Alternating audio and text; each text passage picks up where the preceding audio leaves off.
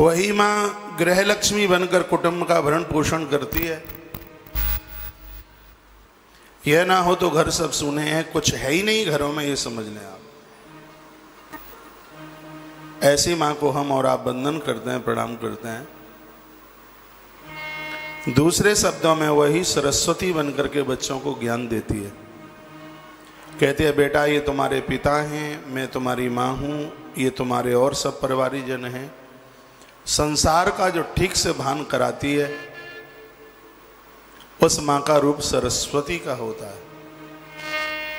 वही माँ सरस्वती बनकर एक ही नारी में जो अनेकानेक गुणवत्ता दिखाई देती है, पहले वह लक्ष्मी है, फिर वह सरस्वती है। सबको भान देती है, जानकारी देती है, सजगता समझदारी देती है। परिवार के साथ जितने भी संबंध थे मुझे मेरी माँ ने बताए, आपको भी आपकी माँ ने बताए। ऐसी वह माँ है जो मेरे पिता से भी पहले मुझे जानती है। ऐसी मेरी माँ है, मेरे बारे में उतनी जानकारी परमात्मा को नहीं है जितनी कि मेरे बारे में जानकारी मेरी माँ को है। परमात्मा को ये नहीं पता है कि मुझे खाने में क्या अच्छा लगता है, लेकिन मेरी माँ को ये जरूर पता है कि मुझे खाने में क्या अच्छा लगता है। इसलिए वह माँ तो उस ईश्वर से भी बढ़कर के है। मैं भगवत कृपा से, माँ की कृपा से आज इस पवित्र व्यासपीठ से माँ जगदम्बा भगवती, जिसका ही एक रूप कालिका के रूप में है, तो मैं संपूर्ण देशवासियों को यह निवेदन करना चाहूँगा। आवाज़ कम आ रही है सत्संग टीवी पर, थोड़ा बढ़ाइए। नवरात्रा का यह दिव्य वंदन और पूजन एक मातृ शक्ति के सम्मान की बात करता है। जहाँ नारियों का अपमान है, वह परिवार वंश सहित डूब गए, वहां कुछ बचा नहीं है।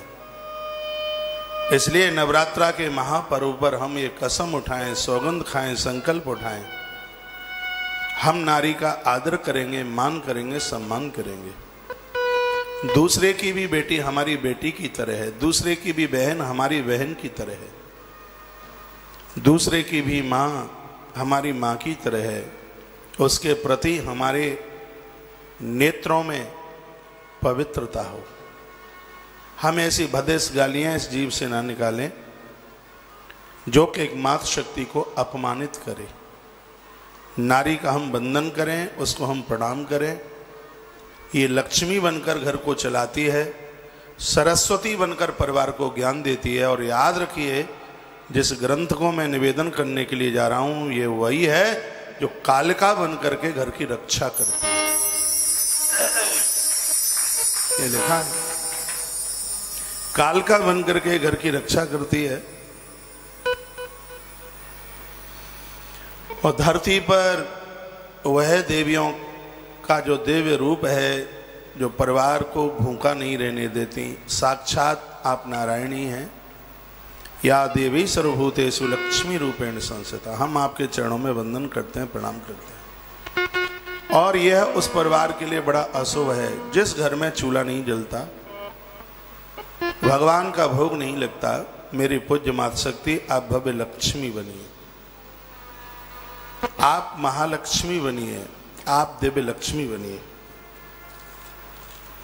सबका ध्यान रखिए, सबका ख्याल रखिए, बच्चे निरक्षर न रह जाएं। उनके लिए है मां, तू सरस्वती बन के रहना उस घर में, और घर का कोई नुकसान मत होने देना। जो धन का दुरुपयोग न होने दे वो कालिका है, जो क्षण का दुरुपयोग न होने दे वो कालिका है, जो हमारे समय को व्यर्थ में न जाने दे वही मां कालिका है। समय का सदुपयोग करना ये मां कालिका की दिव्य शक्ति है। काल भी जिसकी आज्ञा के बिना छू नहीं सकता, काल भी छू नहीं पाएगा, स्पर्श नहीं कर पाएगा। यह शक्ति मां कालिका की है। या देवी सर्वभूतेषु मात्र रूपेण संसदा नमस्तस्यै नमस्तस्यै नमस्तस्यै नमो नमः। जयंती मंगला काली भद्र काली कपालिनी दुर्गा क्षमा शिवाधात्री स्वाहा स्वधा नमोस्तुते। अनेकानेक नाम हैं मेरी माँ के, अनेकानेक रूप हैं, और यह कहकर मुझे अति प्रसन्नता हो रही है। कल अधिक मास समापन हुआ है। पूरे महीने भर विविध प्रकार की सेवाएं चलती रहीं, बहुत बड़े भंडारे के साथ। कल श्रीमद् भागवत जी और नरसिंह पुराण की पूर्णाहुति के साथ कल का आयोजन संपन्न हुआ। आज एक नई उमंग है, नई ऊर्जा है, सब कुछ नया सा है। मेरी व्यासपीठ भी कुछ नई सी लग रही है। पीछे माँ जगदम्बा का सुंदर रूप है, माँ जगदम्बा महाकाली के रूप में। मेरे गले में भी माँ की चुनरी है। आप भी मुस्कुराते हुए नजर आ रहे हैं। सैकड़ों विद्वान ब्राह्मणों के द्वारा आज दुर्गा सप्तशती का पाठ आरंभ हुआ है। तुलसी तपोवन गौशाला में पूजन हुआ है, वेदियों की पूजा हुई है, सस्वर पाठ चल रहा है। गौतीर्थ तुलसी तपोवन गौशाला में कम से कम 500 से 550 पाठ रोज चलेंगे। ये बहुत बड़ी बात है। रोज प्रतिदिन 500 से लेके 550 पाठ आचार्य श्री राममोहन शास्त्री जी की सानिध्यता में, उनके आचार्यत्व में इतना भव्य अनुष्ठान आज से आरंभ होने के लिए जा रहा है। जितने भी भक्त समूह आप कालिका पुराण के जो जजमान बने हैं, इसकी फलश्रुति है महामृत्युंजय का अनुष्ठान एक तरफ, नरसिंह पुराण की कथा, नरसिंह पुराण की कथा। भाई ये लियो,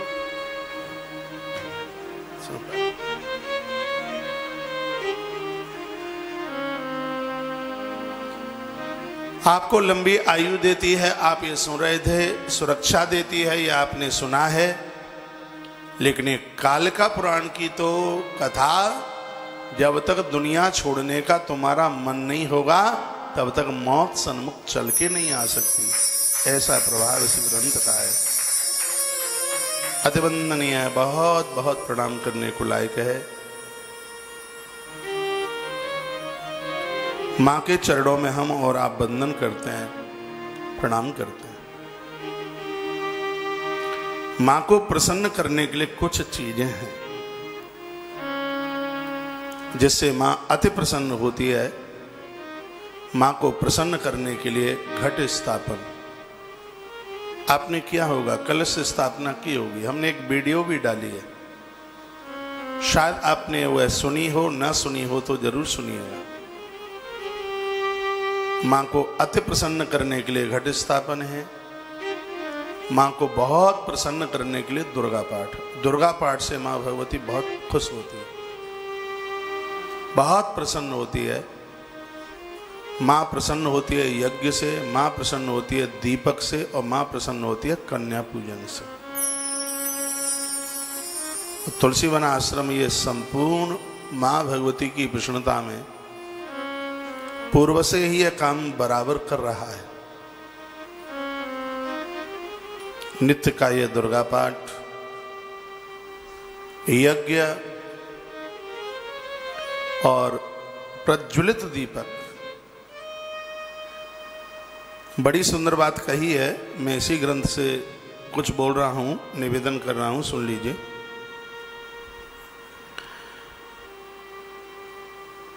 दिए जलाने के लिए घी चाहिए। घी के लिए गैया चाहिए।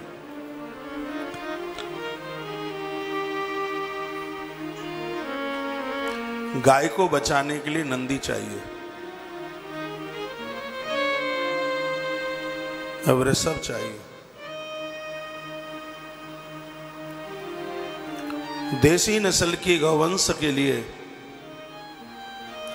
नंदीश्वर भगवान की आराधना भगवान शंकर के दरबार में, इसलिए नंदी की पूजा की बहुत बड़ी महिमा है। और मैं कालिका पुराण से नंदी के उत्पत्ति की कथा से हम इस ग्रंथ को आरंभ करते हैं। भगवान महादेव ने जिस नंदी को स्वीकार किया, उसके जन्म की कथा शायद सभी लोगों को उस हिसाब से पता ही नहीं है जिसका वर्णन कालिका पुराण में किया गया है। महादेव के पास जो नंदी आए, एक सांड के रूप में, नंदी के रूप में, वृषभ के रूप में, कैसे? कोई कहता है कि वो पहले इंसान ही थे, किसी के श्राप की वजह से वो पशु बन गए। कोई कहता है नहीं, उन्होंने वो महात्मा सलाद के यहाँ गाय के बछड़े के ही रूप में जन्म लिया। लेकिन कालिका पुराण ने उसका बिल्कुल स्पष्टीकरण कर दिया है। यहीं से बात को आरंभ कर रहे हैं। सब कुछ नया है। आप कालिका पुराण सुन रहे हैं तो लगे कि ये कालिका पुराण ही आप सुन रहे हैं। एक बार जयकारा लगाएं, बोलिए बांके बिहारी लाल की जय हो, श्री हनुमान जी महाराज की जय हो, जय जय श्री राम, जय जय श्री राम, जय जय श्री राधे श्याम।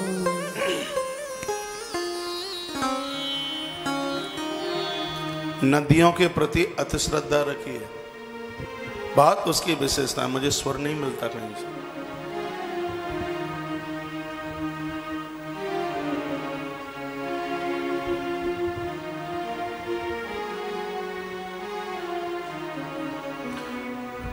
मार्कंडेय उवाच, इस कालिका पुराण के प्रमुख जो वक्ता हैं वो महात्मा मार्कंडेय। इस पुराण का थोड़ा सा मैं आपको परिचय दे दूं।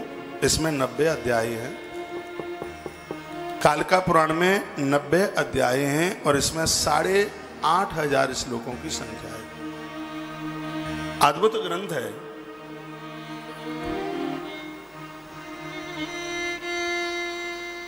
साढ़े 8,000 इसमें श्लोकों की संख्या, 90 अध्याय का यह अद्भुत ग्रंथ मां भगवती के विशेष रूप से संपूर्ण पूजा विधि का वर्णन किया है। मां के नवारण मंत्र का वर्णन है इसमें।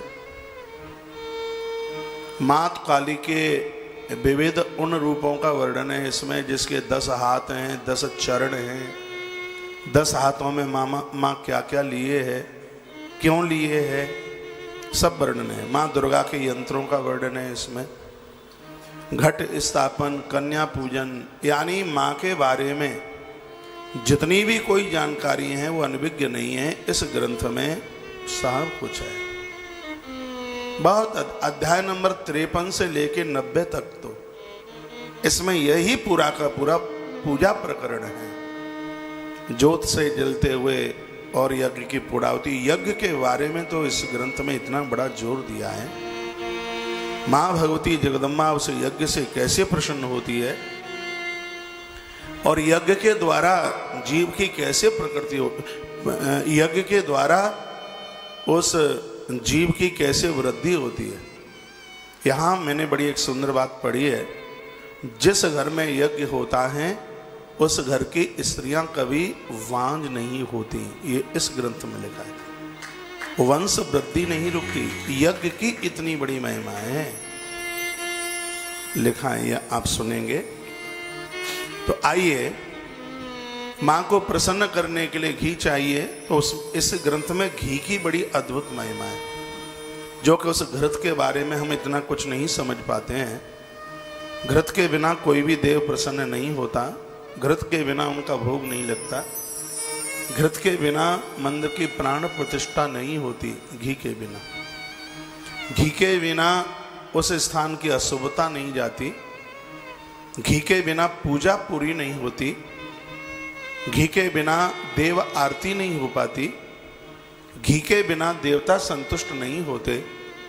तो कालिका पुराण में इस बात के ऊपर बड़ा जोर दिया गया। घी पाना है तो गौ माता को बचाना है। उसके लिए बड़ी सुंदर कथा है, मैं आपके बीच में रख रहा हूं।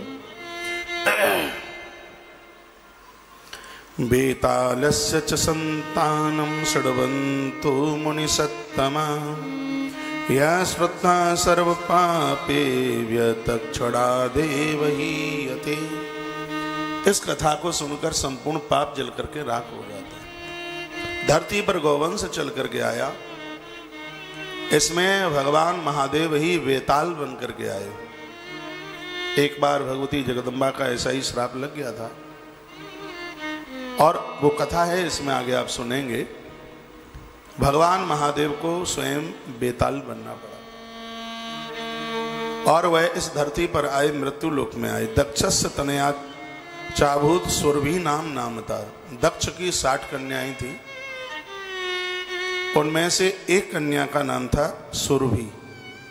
गवाम माता माँ भाग सर्वलोकोपकारिणी। वही सुरभि है जो गौ माता की माँ बनी। ये दक्ष की ही उन 60 बेटियों में से एक थी जिसका नाम था सुरभि। स्त्री के रूप में सुरभि, जो कि गायों की माता कही गई। नामना सा रोहिणी शुभ्रा सर्व काम दुदान नृणाम। इसकी सुरभि की एक बेटी हुई जिसका नाम था रोहिणी। कथा का आरंभ दिन है, थोड़ा प्लेटफार्म बनाने में तैयारी करनी पड़ेगी। कल से तो आप हमसे हिल ही नहीं पाएंगे। पहला दिन है, थोड़ा समझाया जाएगा। आपके लिए भी कुछ नया सा ही लग रहा होगा। नया ग्रंथ है, नई बातें हैं, लेकिन बात समझ में जरूर आएगी यदि माइक अनुकूल मिल जाएगा तो।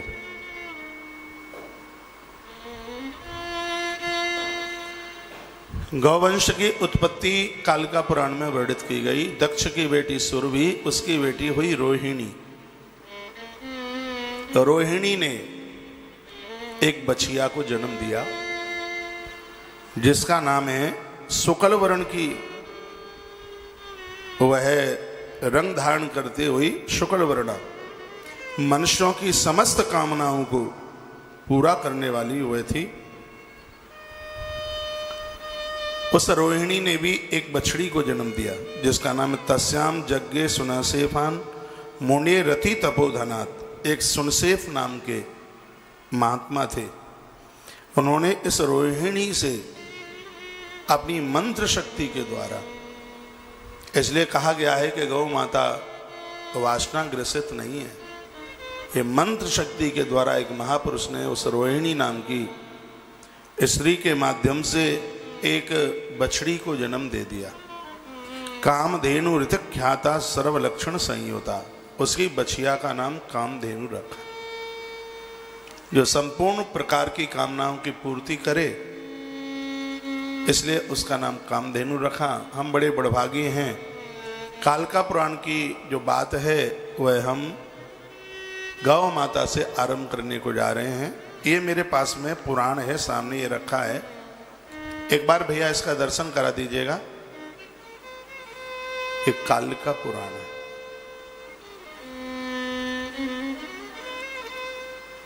साढ़े 8,000 श्लोक हैं इसमें, 8,500 श्लोक हैं और इसमें 90 अध्याय। एक एक श्लोक हमें मां परंबा से जोड़ने का काम करता है। भाग्य है, मां की कृपा है, सौभाग्य प्राप्त हुआ है। और मुझे लगता है आप में बहुत बड़ी संख्या में ऐसे भक्त होंगे कि शायद वो कालिका पुराण की कथा ही पहली बार सुन रहे हैं। इसलिए मैंने आपके ऊपर बड़ा जोर भी दिया था इन ग्रंथों की कथा सुनने कहने के लिए। हो सकता है द्वारा तो नहीं सौभाग्य मौका मिलेगा, इसमें आप जजमान बनकर किसी न किसी प्रकार से इस प्रोग्राम को, इस अनुष्ठान को, 9-10 दिवसीय अनुष्ठान है, इसका पूरा का पूरा लाभ प्राप्त कीजिए। मैं पुनः निवेदन करना चाहूँगा, कालिका पुराण की कथा जो भी जन सुनते हैं उन घर में स्त्री की हत्या नहीं होती है, सबसे बड़ी बात है। गर्भ में बेटियों की मौत नहीं होती, गर्भ में बच्चे नहीं मरते। इसकी फलश्रुति समझ लें आप। वह जन जरूर इस कथा को सुने, अपने आप जन के गर्भ में संतान समाप्त हो जाती है, बिना मारने पर खत्म हो जाती है। गर्भ में बच्चा बनता है लेकिन पलता नहीं है, वहीं उसकी मृत्यु हो जाती है। तो कोई न कोई अपराध तो है ही वह है। लेकिन कालिका पुराण की कथा की यह महिमा है, इसकी यह विशेषता है, इस कथा की महिमा है, इसका महात्म्य है कि गर्भ में भ्रूण हत्या नहीं होती। ये शब्द इस ग्रंथ का मुझे बहुत अच्छा लगा। माइक खोलें, बहुत बढ़िया लगा। और मैं तो ये कहूँगा, जितने भी आप हमें सुन पा रहे हैं, पूर्व में परसों भी है, मैंने बोला, एक बार फिर कहूँगा, मौका मिले, सौभाग्य मिले, इस कथा का आप परीक्षित जरूर बनना। 10 दिन इसलिए हमने अपने पास में रखे हैं, 26 तक प्रोग्राम इसलिए है, एक आध दिन तैयारी में निकल जाता है। आज भी यदि यह सौभाग्य आप प्राप्त कर सकते हैं तो आपको ये मौका मिलेगा। आश्रम के नंबरों पर आप कांटेक्ट कर लीजिएगा, जिसमें नित्य, सबसे बड़ी बात है इसमें वेदियों की पूजा है, बहुत बड़ी बात है, जिसमें संपूर्ण देवी देवताओं का आह्वान किया जाता है। वेदियों की पूजा और आचार्यों के द्वारा बड़े विस्तार पूर्वक वेदियों की पूजा होती है। यहाँ से जो भी कुछ बोला जा रहा है, कहा जा रहा है, पूर्व में भी मैंने निवेदन किया, गोपियाँ कहती हैं कि धरती का सबसे बड़ा दानी है जिसने कथाओं का दान किया। तो आप जजमानों के द्वारा ये कथा 7 समुद्र पार तक जाती है। इसका पुण्य ना होता तो लोग आयोजक बनकर यह आयोजन क्यों कराते हैं। हमारे यहाँ पूर्व से ही बहुत बड़ी परंपरा है, लोग कथाएं कराते हैं। राम कथा, भागवत कथा का मौका मिलता रहेगा। बस यही सोचा गया था कि 18 पुराणों का सौभाग्य न मिल पाएगा तो एक छोटी छोटी आहुति डालकर भक्तों को ये मौका प्राप्त हो जाए, ऐसा ये सोचा गया था। 18 पुराणों की गतिविधि आगे के लिए चल रही है। आश्रम के नंबर संपूर्ण चालू हैं। आप आश्रम के नंबर पर कांटेक्ट करते हुए कृपया अपना नाम गोत्र लिखा दीजिएगा, क्योंकि अभी पाठ चालू हुआ है और 3 बजे से आचार्य राममोहन शास्त्री जी वेदियों की विधिवत विस्तार पूर्वक पूजा कराएंगे। उसमें सौभाग्य आपको भी प्राप्त हो जाएगा। तो 3 बजे से पहले पहले, जो कि कालिका पुराण के जजमान बनने से चूक गए, जानकारी नहीं थी, पता नहीं था, उसकी सहयोग राशि भी ऐसी रखी गई है कि उसको आप समर्पित करते हुए ये मौका प्राप्त कर लें। और नवरात्रा में तो इसकी विशेष महिमा है। आश्रम के नंबरों पर आप कांटेक्ट कर लीजिएगा। औरों को भी यह बात बता दीजिएगा, इस कथा को वो पूरा जरूर सुन लें, क्योंकि आने वाले समय में भी घर में किसी की अकाल मृत्यु के साथ मौत न हो, ये कालिका पुराण की बहुत बड़ी महिमा है। यह ग्रंथ आयु को बढ़ाने वाला है, सुरक्षा कवच के रूप में है। ये तो जब जैसे जैसे कथाएं आगे बढ़ेंगी और उन लोगों की कथाएं आप सुनेंगे, माँ जगदम्बा ने कैसे किसको मरने से बचाया, कैसे उसकी मृत्यु के समय पर उसके प्राण बचाने में माँ किस प्रकार से सहायक हुई है। ये जैसे कथा आगे बढ़ेगी और आप सुनते जाएंगे। बोली बांके बिहारी लाल की जय। श्री हनुमान जी महाराज की जय। जय जय श्री राम, जय जय श्री राम, जय जय। श्री राधे श्याम। तो मैं आपको वहीं प्रसंग से जोड़ रहा हूं। तस्याम यज्ञे सुना सेपान मुनि रतित तपोधनान कामधेनु ऋतिक ख्याता सर्व लक्षण संयुता। कामधेनु नाम की गाय को माता रोहिणी ने जन्म दिया उसको। अभी वह बचियाई थी, लेकिन धीमे धीमे वह बड़ी होती रही। सा शताभ्र प्रतीकांश चतुर्वेद चतुष्पदा स्तनई चतुर्विधर्मार्थ काम प्रसव कारिणी। उसका वर्ण सफेद रंग का था, बिल्कुल चारों पैर उस गैया के चारों वेदों की तरह थे। मैं पुनः निवेदन आपको करना चाहूंगा और मैं कालिका पुराण के माध्यम से ही बोल रहा हूं। गौ माता के चारों चरण चार वेद हैं, इसलिए तो बताते हैं कि गौ माता का चरण धोकर चरणोदक ले लिया जाए तो संपूर्ण तीर्थों में वास करने का पुण्य प्राप्त हो जाता है। गौ माता के चरण धोकर के ले लिए जाएं तो गूंगा भी बोलना शुरू कर देता है। इतना बड़ा प्रभाव है। कालिका पुराण में लिखा है इसके चारों जो चरण हैं चतुर्वेद चतुष्पदा शब्द लिखा है। गौ माता के चारों चरण हैं, देसी वंश की जो गाय है उसके जो चारों चरण हैं वो चारों वेद हैं। वेद उसे कहते हैं जो ब्रह्म की जानकारी कराए। तो गौ माता के शरण में जो लोग आते हैं एक न एक दिन गैया मैया उन्हें भगवान के धाम तक पहुंचा देती है।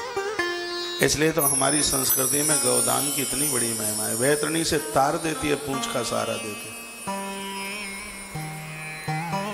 ये बात मुझे आज ही सुनने को पढ़ने को मिली है। गौ माता के बारे में मैंने बहुत जानकारियां ली हैं ग्रंथों से, लेकिन कालिका पुराण के माध्यम से हमें ये पहली बार सुनने समझने को मिला है कि गौ माता के चारों चरण चार वेद हैं। स्पष्ट लिखा है चतुर्वेद चतुष्पदा। गाय के चारों चरण हैं वो चार वेद हैं अपने आप। इसलिए बहुत वंदन करने को लायक हैं, बहुत प्रणाम करने को लायक हैं। इनका चरण धुला हुआ चरणोदक धरती की संपूर्ण तीर्थों में बहने वाली नदियों के आचमन की तरह। स्तनयी चतुर्वी धर्मार्थ काम प्रसव कारिणी। गौ माता के जो चार थन हैं ग्रंथ में लिखा है, इसमें वह चार पुरुषार्थ हैं, धर्म अर्थ काम और मोक्ष। ये इसके जो चार थन हैं गौ माता के, इनको चारों पुरुषार्थ कहा। इसलिए इसी कालिका पुराण में लिखा है जो गौ माता के थनों से निकलने वाले कच्चे दूध से देवी देवताओं को स्नान कराते हैं, उनको चारों पुरुषार्थ बड़ी सरलता के साथ प्राप्त हो जाते हैं। उन्हें धर्म भी मिलता है, अर्थ भी, कामनाओं की पूर्ति, और अंत में उन्हें मोक्ष की प्राप्ति होती है। फिर बहुत याद ध्यान से सुनिएगा, गौ माता के जो चार थन हैं वो चार पुरुषार्थ हैं। इसलिए गाय के ऊपर इतना ध्यान दिया जाता है कि गाय का कोई थन खराब ना हो जाए। वो शुभ नहीं है, उसका थन का खराब होना शुभ नहीं है वो। इसलिए गाय का क्रय करने से पहले ये सब चीजें देखी जाती हैं और देखना भी चाहिए। उसके जो चारों थन हैं वो चारों पुरुषार्थ के रूप में हैं। सहज सुंदरी कामधेनु जिसकी चर्चा चल रही है, बहुत कम समय में ही वह यौवनता को प्राप्त हो गई। हम भी यहाँ गौशाला में देखते हैं छोटी छोटी बछड़ियां कब बड़ी गाय हो जाती हैं पता भी नहीं चलता। छोटी बेटियां भी अभी लगता है अभी बेटी है, बच्ची है। मैंने उन बेटियों को देखा जहां मैं कथा करने को गया, द्वारा लौट के पहुंचा तो कहा बेटी तो ससुराल में पहुंच गई है? बढ़ने में देर नहीं लगती। कामधेनु नाम की जो बछिया थी, मार्कंडेय जी कहते हैं थोड़े ही समय में वो निर्मल मनोहर यौवनता को प्राप्त हुई। तो ताम चरंती मेरु पृष्ठे चार रूपाम सुलक्षणाम ददर्श सह तु बेतालह कामुक शाभ्य पद्यतः। एक बार मेरु पर्वत की पहाड़ियों पर यह कामधेनु चर रही थी। सुनी है कथा, नहीं सुनी होगी। वहां चर रही थी और भगवान भोलेनाथ ही इस धरती पर बेताल के रूप में आए। कोई एक श्राप लगा हुआ था, कालिका पुराण में कथा है, थोड़ी लंबी कथा है, बीच में वह मैं सुना दूंगा। तो बेताल ने उस गाय को देखा तो तम कामकम च वेतालम विदित्वा कामधेनु का पशु धर्मात् स्वयं भेजे तम पुत्रम ससह ब्रद भ्रतः। वेताल ने उस गाय को देखा, गाय को देखकर उसके मन में इस प्रकार का विकार आया, क्यों ना इसको अपनी पत्नी बना ली जाए। एक पशु रूप में होते हुए भी माता कामधेनु ने अपने आप को वेताल के हाथ समर्पित कर दिया। सो बाप तस्याम परम मापोदम शंकर आत्मजा। वेताल को शंकर आत्मज कहा, शंकर का बेटा कहा गया। आपको टाइम नहीं है इसलिए जा रहे हैं कि मन नहीं लग रहा है इसलिए जा रहे हैं प्रभु जी?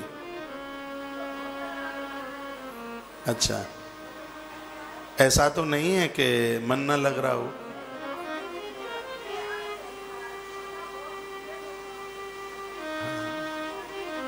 फिर आना जल्दी, ठीक है? जय जय। आप सभी को नवरात्रा की पावन मंगल में शुभकामनाएं। शायद आज अग्रसेन जी महाराज जी की भी जयंती होनी चाहिए। अग्रसेन जी महाराज की भावी जयंती पर आप सभी को मंगल में शुभकामनाएं।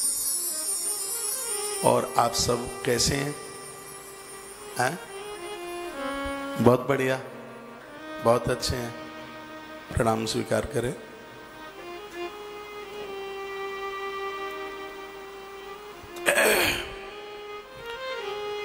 पुनः अपने आप को कथा से जोड़िए। लिखा है तम कामकम च वेतालम विदित्वा कामधेनु का पशु धर्मा स्वयं भेजे तम पुत्रम सस वृद भरतः। कामधेनु गाय ने अपने आप को वेताल के लिए सौंप दिया। सो बाप तस्याम परम माबोधम शंकर आत्मजा। इस वेताल को भगवान शंकर का पुत्र कहा गया। सचापि परमाम तस्मिन मुद मापाति हर्षिता। वेताल कामधेनु गाय को प्राप्त करके बड़ा हर्षित हुआ और गाय कामधेनु भी परम आनंद का अनुभव कर रही थी। कामधेनु भी बेताल को पाकर बहुत प्रसन्न था। बेताल भी कामधेनु गाय को प्राप्त करके अति प्रसन्न। तो तयो प्रवर्ते सुरते तस्याम गर्भो भवत तदा। समय आने पर उस बेताल के द्वारा कामधेनु के गर्भ में कोई बच्चा आ गया। वह गर्भिणी हो गई। कामधेनु बज नहीं रही है, बज नहीं रही। आवाज खोल देगा तो धीमे धीमे बजाओ ना।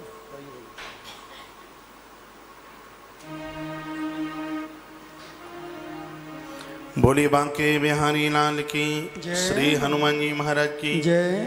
जय जय श्री जय जय श्री जय जय श्री राधे श्याम। कामधेनु गाय गर्भिणी हो गई। सो चिरेणैव कालेन सो महान वृषभो भवेत् महाककुद संयुक्त चारु श्रृंग समन्विता। गर्भ में संतान पड़ रही थी, बच्चा पड़ रहा था और समय आने पर उस गौ माता ने अपने गर्भ से लंबे समय तक जीवन जीने वाला उक्षिप्त विचलत कर्ण युगलो दीर्घ बालधि काकुदेन। काकुदेन कहते हैं जो ये क्या बोलेंगे उसको, ठाटा बोलते हैं हमारे यहाँ से। उस गौ माता ने कामधेनु ने एक सुंदर से बच्चे को जन्म दिया, यानी एक सुंदर से बछड़े को जन्म दिया। गौ माता ने कामधेनु ने एक सुंदर से वत्स को बछड़े को जन्म दिया, जिसके बड़े लंबे लंबे कान थे, बड़े सुंदर लग रहे थे और सफेद जिसका शरीर था। विचलन ददृशे दैवे श्रृंगे रिव सिताचलः, जिसके सींग भी बड़े सुंदर थे। बेतालस्व करोत् तस्या नाम नंदी इति ध्वजः। पहले तो इसका नाम श्रृंग रखा गया है, श्रृंग इति ध्वजा। लेकिन कभी भगवान शंकर वरुण देवता के यहाँ आए और इधर से यही श्रृंग नाम का बछड़ा वरुण देव के यहाँ पर, ये माला ले लीजिए, वरुण देव के यहाँ पर वहाँ पहुँचना हुआ, क्योंकि वरुण देवता के पास गायें बहुत थी। भगवान शंकर जी वहाँ चल करके आए हैं। भगवान महादेव ने इसी बछड़े को वरुण देव से मांग लिया। भगवान महादेव ने कहा तुम्हें प्राप्त करके मुझे बहुत आनंद का अनुभव हो रहा है, इसलिए आज से तुमको लोग नंदी के नाम से जानेंगे। जो भगवान शंकर के पास जो नंदी हैं वो बेताल और कामधेनु के माध्यम से उनका जन्म हुआ है। यह कथा कालिका पुराण में है और बड़ी अद्भुत कथा है। वरुण देव के पास बहुत गैयां थी, गायें थी। वरुण देव के यहाँ एक बार इस श्रृंग का आना हुआ। भगवान शंकर जी ने इसे मांग लिया और ये कहा कि तुमने मुझे बहुत आनंद दिया है, तुमसे मेरा मन प्रफुल्लित हुआ है, लोग तुमको आज से नंदी के नाम से जानेंगे और तुम मेरे परम वाहन हो गए। भोलेनाथ ने उसी नंदी को अपने वाहन के रूप में स्वीकार किया। भगवान शंकर के प्रमुख गढ़ बने। ये कामधेनु का बछड़ा था और बेताल के माध्यम से जन्म हुआ है।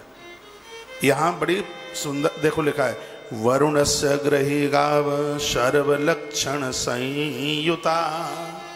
गौवंश में जितने भी लक्षण होते हैं, गाय की संतान में जितने लक्षण होते हैं, इस बछड़े में वो संपूर्ण लक्षण थे। तिष्ठन्ति सततम विप्रहा तासु तासु सुता। पुनः संतों ने, ब्राह्मणों ने बड़ा आदर, अभिवादन और मान किया। क्या लिखा है, संपूर्ण जगत में गौवंश की जितनी भी संतान की वृद्धि हुई है, ये भगवान शंकर के वाहन इन नंदी की ही देन है। नंदी के द्वारा देशी गौवंश आगे की प्रक्रिया में ये बताया है। और यहाँ बड़ी सुंदर बात कही है, भगवान शंकर ने यहाँ गाय को बहुत से वरदान दिए, वो सुन लें आप। भगवान भोलेनाथ ने कहा सर्व जगदम व्याप्तम तेभ्यो यज्ञम प्रवर्तते। गाय सभी देवताओं के लिए पूज्य तो होगी, अतिवंदनीय होगी, क्यों गाय ने मुझे वाहन दिया है। भगवान शंकर कहते हैं वो बहुत अतिवंदन के लायक होगी, बहुत पूज्य होगी। गाय के नीचे से निकला हुआ दूध, उसका बना हुआ घी, और घी के द्वारा यज्ञ पूरे होंगे। तेभ्यो यज्ञम प्रवर्तते। गैया के घी से जो यज्ञ करेंगे, शंकर का दिया हुआ वरदान है, देवता उनके ऋणी हो जाएंगे। कालिका पुराण में देवता उनके कर्जदार हो जाएंगे, देवता उन्हें छोड़ करके नहीं जाएंगे। भगवान कहते हैं जो गाय के घृत से यजन करेंगे, तेभ्यो यज्ञम प्रवर्तते, यज्ञ करेंगे, संपूर्ण देवता उनके ऋणी हो जाएंगे, उनके कर्जदार हो जाएंगे। उन भक्तों को छोड़ करके देवता कहीं जाएंगे